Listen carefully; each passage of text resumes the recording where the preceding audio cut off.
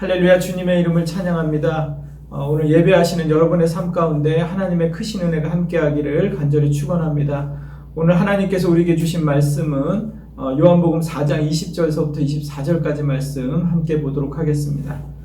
우리 조상들은 이 산에서 예배하였는데 당신들의 말은 예배할 곳이 예루살렘에 있다 하더이다. 예수께서 이르시되 여자여 내 말을 믿으라. 이 산에서도 말고 예루살렘에서도 말고 너희가 아버지께 예배할 때가 이르리라. 너희는 알지 못하는 것을 예배하고 우리는 아는 것을 예배하노니 이는 구원이 유대인에게서 남이라. 아버지께 참되게 예배하는 자들은 영과 진리로 예배할 때가 오나니 곧 이때라. 아버지께서는 자기에게 이렇게 예배하는 자들을 찾으시느니라. 하나님은 영이시니 예배하는 자가 영과 진리로 예배할지니라.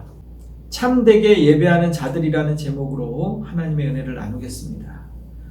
하나님께서는 오늘도 신령과 진정으로 예배하는 자들을 찾고 계십니다. 여러분, 예배를 통해서 하나님의 영에 충만하신 은혜의 경험을 하시기를 바랍니다. 여러분은 왜 기독교인이 되셨습니까? 여러분은 왜 교회를 다니십니까?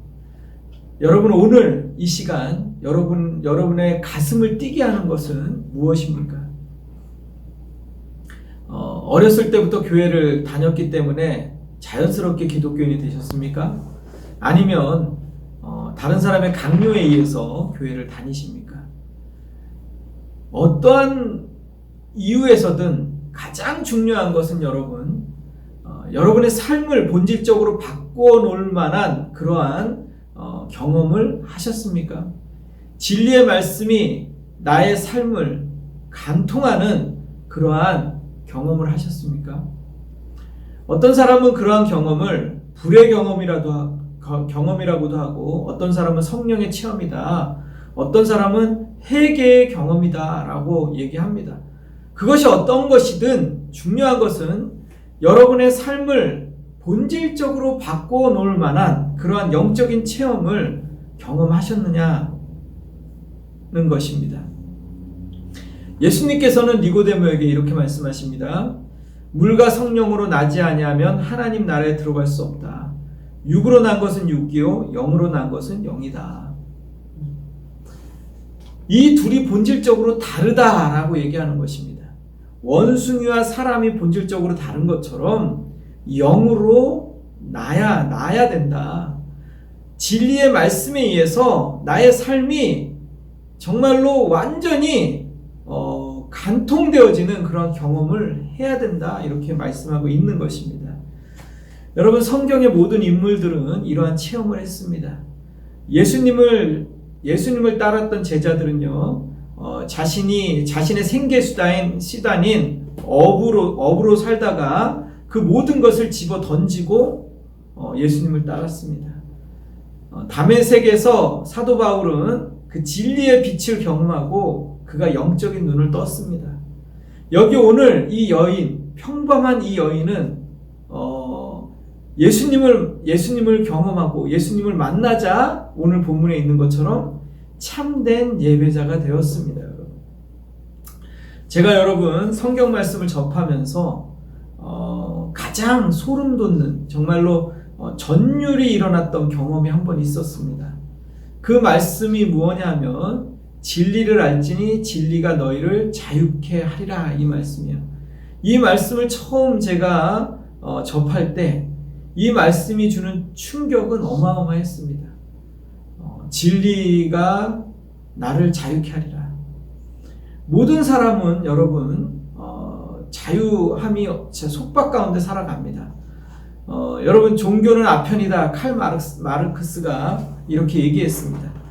여러분, 진정한 자유를 경험하지 못하면 우리는 종교가 한낱 아편일 수밖에 없는 것입니다. 여러분, 아편이라는 게 무엇입니까? 중독을 얘기하는 것입니다. 종교도 얼마든지 자기 만족이라는 중독 가운데 빠질 수 있습니다. 칼 마르크스는 아마 그 정도밖에 기독교를 경험해보지 못했던 것 같습니다. 여러분, 얼마든지 신앙을 수박 겉핥기식으로 할 수가 있어요. 정말 진리가 자신의 삶을 비춰보고 진리에 의해서 자신이 정말 그 진리를 경험해 보지 않으면 우리는 언제나 자기도취, 자기만족, 자기의 어떤 만족을 추구하는 것으로 종교를 삼을 수가 있습니다. 그것은 정말로 종교는 아편이다. 예, 지나지 않는 것입니다. 여러분의 삶을 진정 간통하는 그런 놀라운 경험을 여러분 해보셨습니까? 진리는 어떠한 것이든 그 무엇이든 우리를 속박하고 있는 것, 그 중독으로부터 우리를 자유케 할 수 있는 힘과 능력이 있습니다. 여러분, 참된 자유를 원하십니까? 모든 사람은 정도의 차이가 있지만 중독 가운데 살아갑니다. 그것이 무엇이 됐든 그 중독으로부터 자유케 되는 것은 오직 하나님의 말씀밖에는 없습니다. 교회는 자기 위로의 장소가 아닙니다. 교회는 사교 모임의 장소도 아닙니다. 교회는요, 진리를 경험하는 곳입니다. 여기 사마리아 여인의 삶을 한번 살펴보시기 바랍니다. 일상을 그저 반복하고 있습니다. 기대도 설렘도 없이 그날도 동일하게 아무도 없는, 정말로 아무 사람도 만나고 싶지 않았던 거죠. 수치심으로 인해서 그 여인은 우물가에 한낮에 대낮에 조용히 물을 기르러 갑니다. 그런데 거기서 이 여인은 일생일대의 변화의 경험을 합니다. 내 남편을 불러오라. 이 여인은 정말로 초라하고 구겨진 종이처럼 정말로 그런 인생을 살았던 이 여인이 내 남편을 불러오라, 이러한 그의 인생을 단면적으로 보여주는 이 하나의 단어 속에서 우리는 이 여인이 어떤 삶을 살았는지 우리는 알 수가 있습니다. 그랬던 이 여인이 요한복음에 보면 4장 29절에 보면 완전히 변화된 여인, 그 전에 이런 여인이었는가 싶을 정도로 완전한 변화의 여인을 보게 됩니다. 그래서 한번 보시겠습니다. 여자가 물동이를 버려두고 동네로 들어가서 사람들에게 이르되 내가 행한 모든 일을 내게 말한 사람을 와서 보라. 이는 그리스도가 아니냐. 물동이를 집어 던졌습니다. 그리고 그가 예수 그리스도께 그 여인이 초점을 맞추기 시작했습니다. 완전히 달라졌습니다. 지금 왜 이곳에 왔는지 완전히 잊어버렸습니다. 물이 지금 중요한 것이 아닙니다. 이 여인에게는 육신의 물을 구하러 왔던 이 여인이 영적인 눈을 뜨고 가는 거예요. 진리의 말씀은 언제나 그렇습니다. 여러분 지금 왜 이 자리에 앉아 있습니까? 왜 교회에 오십니까? 여러분, 이 여인처럼 아무 기대감 없이, 아무 설레임 없이 그저 앉아 있는 사람도 있을 것입니다. 그런데 중요한 것은 여러분, 진리의 말씀이 여러분의 삶을 간통하면요, 이 여인처럼 되는 것입니다. 여러분, 기독교는 종교가 아닙니다. 기독교는 메타 릴리전입니다. 종교 이상인 것입니다. 여러분. 예수님은 종교가 아닙니다. 예수님은 우리의 삶을 본질적으로 바꿔놓을 수 있는 그러한 창조주 하나님이신 것입니다. 여러분, 모든 종교는 종교의 힘을 빌어서 자신의 복을 비는 것입니다. 기독교가 여러분 그렇습니까? 기독교라는 어떤 신을 통해서 자신의 복을 또 하나의 비는 그러한 종교입니까, 여러분? 기독교는 절대로 종교가 아닙니다. 그러면 기독교는 무엇입니까, 여러분? 기독교라는 것은 삼위일체 하나님의 즐거움에 우리를 초청하는 거예요. 삼위일체 하나님, 그 공동체, 사랑의 공동체, 그 하나님, 삼위일체 하나님의 그 놀라운 신비적인 공동체에 우리를 부르고 계신다. 우리를 하나 되게 하신다. 이것이 기독교의 핵심인 것이에요. 하나님께서 왜 우리를 자녀 삼으셨습니까? 왜 우리를 하나님 백성 삼으셨습니까? 죄로부터 자유케 하기 위해서 백성 삼으셨습니까? 물론 우리를 죄의 속박으로부터 자유케 하기 위해서 우리를 하나님의 자녀가 되게 하셨습니다. 하나님의 자녀가 되자 그러한 자유가 임했습니다. 근데 이것은 끝이 아니라 시작인 것입니다. 하나님께서 우리의 모든 중독으로부터, 우리의 모든 거짓으로부터 우리를 자유케 하셔서 어디로 부르시고 계십니까? 바로 삼위일체의 즐거움에 우리를 부르고 계시는 거예요. 신적 공동체에 우리를 초청하고 계시는 것입니다. 여기 보면 여인의 변화를 한번 보시기 바랍니다. 그저 절망 가운데 물을 기르러 온 이 여인이 어떻게 변화가 됩니까? 참된 예배자로 바뀌는 것입니다. 여러분, 예배에는 참된 자유가 있습니다. 예배에는 여러분 진리를 경험하고 그 예배 속에서 하나님의 말씀 속에서 신령과 진리로 예배하는 것입니다. 진리가 무엇입니까? 바로 예수 그리스도입니다. 예수 그리스도를 예배 가운데 만나고 창조자 하나님을 경험하자 어떤 일이 일어납니까? 그 속에서 참된 자유를 경험하면서 그가 묶였던 모든 것이 결박이 풀어지는 그런 놀라운 영적인 체험을 하는 것이 바로 예배인 것입니다. 결국 예배란 삼위일체 하나님의 즐거움에 동참하는 거예요. 이 여인이 인카네이션 예수님을 만나자 그가 육신의 눈을 떴던 것처럼 완전히 그의 삶의 본질이 바뀌었던 것처럼 오늘 예배 가운데 나온 우리들의 삶이 어떻게 됩니까? 예배를 통해서 우리의 본질이 주님을 경험하자, 창조자 하나님을 경험하자 우리의 삶에 완전한 빛이 임하는 거예요. 진리를 경험하는 거예요. 그래서 내 속에 내적으로 묶였던 모든 것들, 그것이 무엇이든, 그것이 음란이든, 그것이 어떤 자신의 욕망이든, 그것이 명예욕이든, 그 자신을 묶고 있는 그게 모든 질병이든, 우울증이든, 정신병이든, 그것이 예수 안에서 모든 질병들이, 모든 상처들이 자유케 되는 경험을 하는 것입니다. 여러분, 오늘 예수님과의 만남을 여러분 실제적으로 가지시기를 바랍니다. 여러분, 예배 가운데서 많은 사람들이 그 자유함을 경험하시기를 원합니다. 그러나 많은 사람들은 세상과 다투고 세상과 싸웁니다. 여러분, 세상과 다투고 세상과 싸워서 우리가 이길 수 있습니까? 하나님께서 성경에 우리를 뭐라고 얘기하십니까? 질그릇이라고 얘기해요.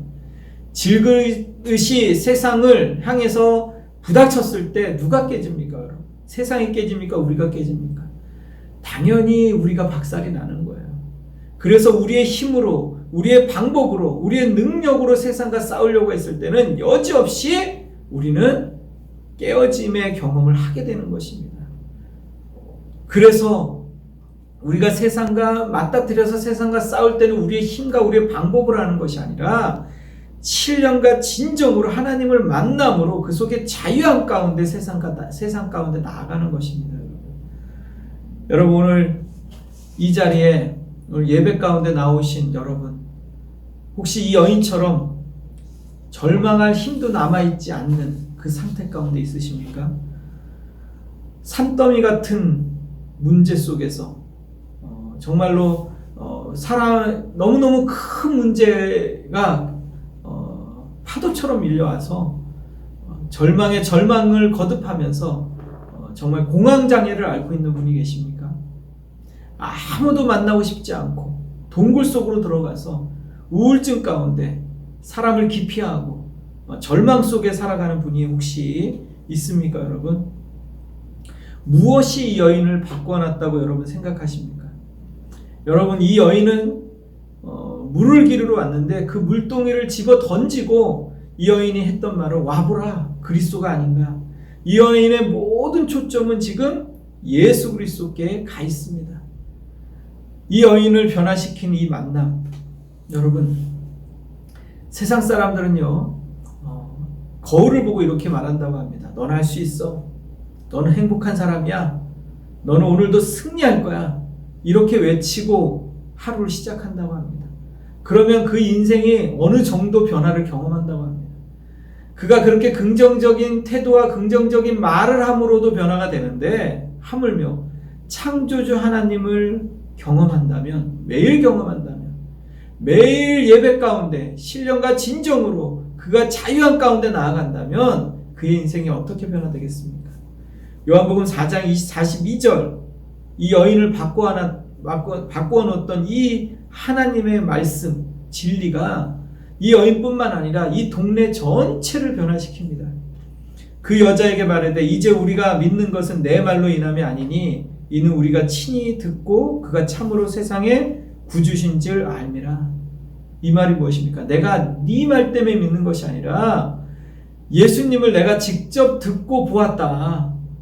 동네 사람들이 지금 자신이 변화된 것을 얘기하고 있는 거예요. 진리를 경험하자 이 여인뿐만 아니라 진리를 경험한 그 동네 사람들이 지금 변화의 경험을, 본질적인 변화를 이들이 경험했던 것입니다. 여러분, 오늘 절망 가운데 있는 여러분의 삶 가운데 이 여인의 변화처럼 여러분의 삶의 변화가 동일하게 일어나기를 다시 한번 축원합니다. 여러분, 세상에는요 문제가 늘 있습니다. 여러분 생각해 보시기 바랍니다. 문제 없었던 적이 있습니까? 아마도 여러분이 살아가는 인생 가운데 문제는 늘 반복적으로 일어날 것입니다. 마치 파도가 밀려오듯이. 파도가 한 번 오면 끝입니까? 파도는 거듭해서 오는 것입니다. 하나의 문제가 해결되면 또 다른 문제가 찾아오는 것입니다. 이 세상에 문제 없는 곳은 없습니다. 늘 문제는 우리에게 있기 마련입니다. 그렇다면 여러분, 왜 이러한 문제가 계속적으로 반복합니까? 중요한 것은 여러분, 문제가 다가오느냐, 문제가 또 일어나느냐가 중요한 것이 아니라 우리의 초점이 어디에 맞춰져 있느냐, 이것이 중요한 것입니다. 하나님께서는요 문제 속에 우리를 두십니다. 하나님께서 힘이 없어서 우리에게 문제를 그냥 허락하신 것도 아니고 하나님께서 능력이 없어서 그 문제를 해결하지 않는 것이 아닙니다. 해결하지 못하는 것이 아닙니다. 그 하나님께서 그렇다면 왜 우리를 문제 가운데 두십니까? 그 이유는 두 가지입니다. 우리의 반응과 우리의 성장 때문에 그렇습니다. 하나님께서는 그 문제를 통해서 우리가 어떻게 반응하는가, 우리의 초점이 어디에 맞춰져 있는가, 우리가 세상을 우리의 힘으로, 세상에 다가오는 문제를 내 힘과 내 방법과 내 철학으로 풀어가느냐, 아니면 우리의 초점이 문제에서 문제 너머에 계신 하나님께 우리가 초점을 맞추느냐, 그 우리의 반응을 보기를 원하시는 것입니다. 또 하나는 뭐냐면 그 문제를 통해서 하나님께서는 우리를 성장시키시기를 원합니다. 더 성장하고 더 자라고 더 하나님의 사람으로 변화되어지기를 하나님은 소원하는 것입니다. 여러분, 하나님께서 이 여인을 생각해 보시기 바랍니다. 예수님께서 이 여인이 남편 다섯 만나기 전에 찾아올 수는 없었습니까? 이 여인이 그 전에 어렸을 때, 이 여인을 고생하기 전에 이 여인을 찾아올 수는 없었습니까? 얼마든지 그럴 수 있었습니다. 그러나 예수님은 이 여인이 언제 오셨습니까? 남편 다섯인 이 여인, 초라하고 구겨지고 절망하고 자포자기하고 더 이상 소망이 없고 다 인생의 소망이 다 끊어진 그 시점에 예수님이 이 여인을 부르십니다. 때로는 예수님께서 예수님의 시간에, 하나님의 정확한 타이밍에 우리를 부르십니다. 찾아오십니다. 때로는 그 문제 가운데 그냥 두십니다. 그 문제 가운데 더 이상 내려갈 곳이 없을 정도로 밑바닥 가운데 내려간 그 시점에 어느 순간에 예수님은 진리의 빛이 내 마음을 간통하에 들어오는 것입니다. 내 영혼을 간통해 들어오는 것입니다. 그리고 내가 누구인지 하나님 앞에서 그 내면을 보기 시작하는 것입니다. 그리고 우리는 무엇을 경험합니까? 진리의 말씀, 인카네이션한 예수님, 진리이신 예수님을 그 문제 가운데서 보기 시작하는 것입니다. 그렇게 됐을 때 우리의 삶이 어떻게 됩니까? 이 여인의 변화처럼 와보라, 그리스도가 아니냐, 이렇게 외쳤던 이 여인처럼 우리의 삶이 증거하는 삶으로 바뀌어나가기 시작합니다. 그리고 신령과 진정으로 예배하는 삶, 하나님의 공동체 가운데 그 즐거움 가운데 들어가는 자로 본질적인 변화를 경험하게 되는 것입니다. 여러분, 지금 코로나 시기를 우리는 통과하고 있습니다.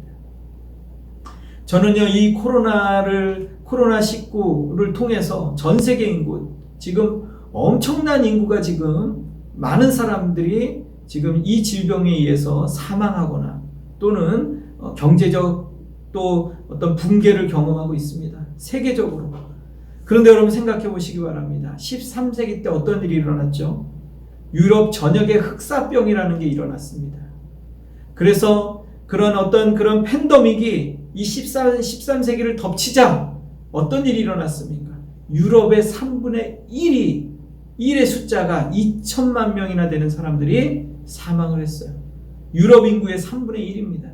모든 경제가 마비가 됐어요, 여러분. 심지어 어떻게 했냐면 얼마나 엄청난 많은 사람이 죽었는데 그 죽은 사람들의 옷가지가 넘쳐나서 그 옷가지 때문에 할자 인쇄, 종이 인쇄가 나왔다. 그 값싼 그것들을 통해서 자재들이 많아지자 그걸 통해서 할자가 나왔다는 정도로 종이 인쇄가 나왔다는 그러한 설도 있습니다, 여러분. 그러한 팬데믹이 일어나고 난 다음에 어떤 일이 이 지구에 덮쳤죠? 그 이후에 여러분 잘 아는 것처럼 16세기에 무슨 일이 있었습니까? 종교개혁이라는 게 일어났습니다. 그래서 그동안 내려왔던 전통교회 카톨릭이 무너지고 새로운 교회, 성경으로 돌아가자. 오직 진리, 오직 말씀, 오직 성령, 하나님께로 돌아가자는 운동이 이 지구에 일어났던 것입니다. 그래서 교회가 새롭게 탄생을 한 거예요. 새로운 종류의 놀라운 예배하는 자들이 일어났습니다, 여러분. 그것을 누가 하셨습니까? 하나님이 하셨습니다. 지금 이제 이 코로나로 인해서 여러분 코로나 전과 코로나 후가 완전히 이 세상은 달라질 것입니다. 지금 팬데믹이 다시 한번 이 지구를 덮쳤어요. 경제가 붕괴되기 시작했어요. 많은 나라들이 무너지기 시작했어요. 유럽에서 또 아프리카에서 지금 전 세계에서 지구 전역에서 아시아에서 지금 온 지구가 지금 어떻게 보면 충격 가운데 입사했습니다. 이후에 어떤 일이 일어나겠습니까? 여러분 하나님을 기대하십니까? 하나님이 이 세계의 주인이시며 이 세상을 움직이고 계신다는 걸 여러분 믿으십니까? 그렇다면 하나님께서 왜 이런 일을 통해서 하나님 무슨 일을 지금 행하시고 계십니까? 하나님께서 우리의 반응을 보고 계십니다. 하나님께서 우리 하나님의 자녀들의 성장을 지금 하나님의 자녀로 성장하기를 원하시고 계십니다. 하나님께서는 지금 이제 이 코로나 이후에 하나님의 공동체가 일어날 것을 저는 기대합니다. 새로운 교회, 지금 13세기 이후에 16세기에 하나님께서 종교개혁을 통해서 새로운 교회가 일어났던 것처럼 보이지 않는 교회들이 일어날 것입니다. 알곡과 쭉정이가 나눠질 것입니다.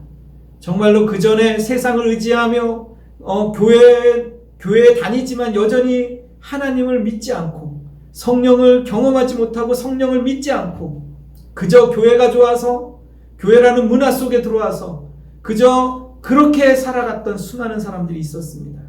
교회의 숫자는 늘어났고 양적인 팽창은 있었지만 그 안에 본질적인 변화가 없었습니다. 교회는 무너져 내리기 시작한 것입니다. 경제적 붕괴가 오자 교회는 주저앉기 시작한 것입니다, 여러분. 이 이후의 삶이 어떻다고 생각하십니까? 하나님의 교회가, 보이지 않는 교회가 일어날 것입니다. 놀라운 영적인 성장을 가지고 오는, 그러나 그것이 양적인 성장이 아니라 하나님을 갈망하는 자들, 새로운 공동체, 서로 사랑하며 서로 나누며 서로 이해해주며 서로 감싸주며 정말로 지역과 사회를 떠나서 교단을 초월해서 어떠한 그런 인종을 초월하고 모든 것을 초월해서 서로 하나님의 성전으로 지어져가는, 하나님의 백성들로 지어져가는 놀라운 우주적인 교회들이 만들어질 것이라고 저는 믿습니다. 그것은 하나님이 하실 것입니다. 지금 예배하는 자들, 참되게 예배하는 자들, 이 공동체 가운데 들어오는 자들을 하나님은 지금 부르시고 계시고 찾고 계십니다. 이 여인을 만났던 예수님, 이건 단순한 사건이 아닙니다. 지금 크리스찬들이 어떻게 만들어지느냐를 지금 예수님께서 샘플로 보여주신 거예요.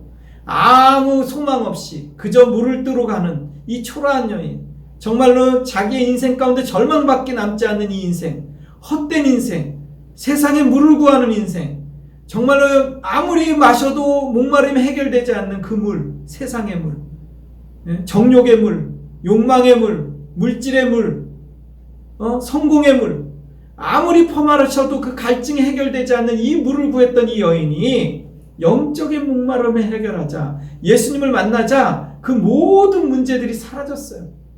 이 여인은 또 집에 갈 겁니다. 여전히 그 환경이 있을 거예요. 그러나 와보라, 그리스도가 아니냐, 담대하게 이 여인이 물동이를 던지고 갔던 것처럼 이 여인은 아마 완전히 변화된 삶을 그가 여전히 똑같은 환경 속에서 그는 살아갈 것입니다. 여러분, 지금 하나님은 여러분에게 지금 초점을 맞추고 계세요. 이제 앞으로 새로운 세대가 열릴 것입니다. 새로운 세계가 펼쳐질 거예요. 하나님을 예배하시기 바랍니다. 하나님을 경험하시기 바랍니다. 이 여인이 변화됐던 이 놀라운 변화가 여러분에게도 있고 앞으로도 있고, 그 본질적인 변화에 의해서 매일매일 하나님을 경험하시는 여러분이 되십시오. 코로나 때문에 교회에 못 가서 또 여러 가지 어려움으로 인해서 예배를 못 드리신다고요? 하나님은 영이시니 예배하는 자가 신령과 진정으로 예배할지니라. 이 말이 무엇입니까? 하나님은 영이시기 때문에 아니 계신 곳이 없습니다. 여러분이 집에서 일을 하거나 직장을 가거나 여러분이 어떠한 순간에 어디에 앉아 있든지 그곳에 하나님이 계십니다. 그곳에서 하나님을 예배하시기 바랍니다. 참되게 예배하시기 바랍니다.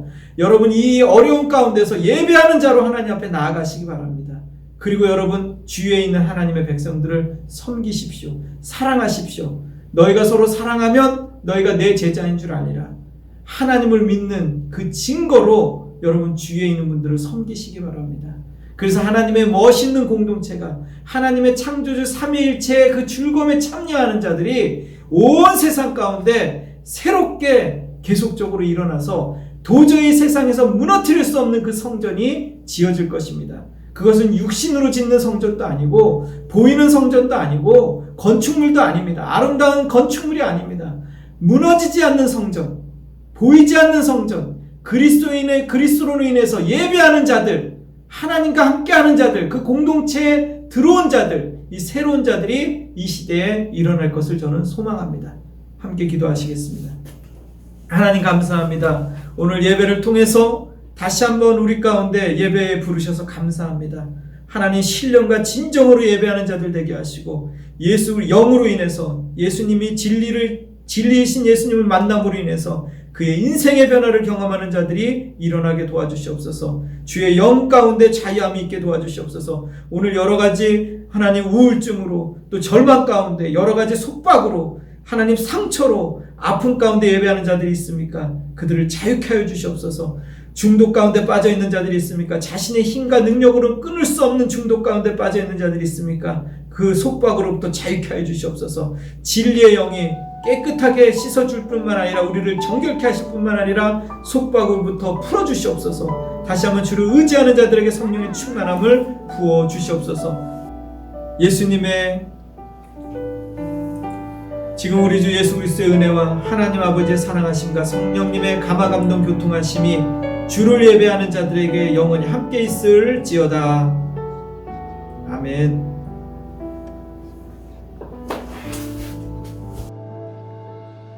난 지극히 작은 자 죄인 주의 괴손 무익한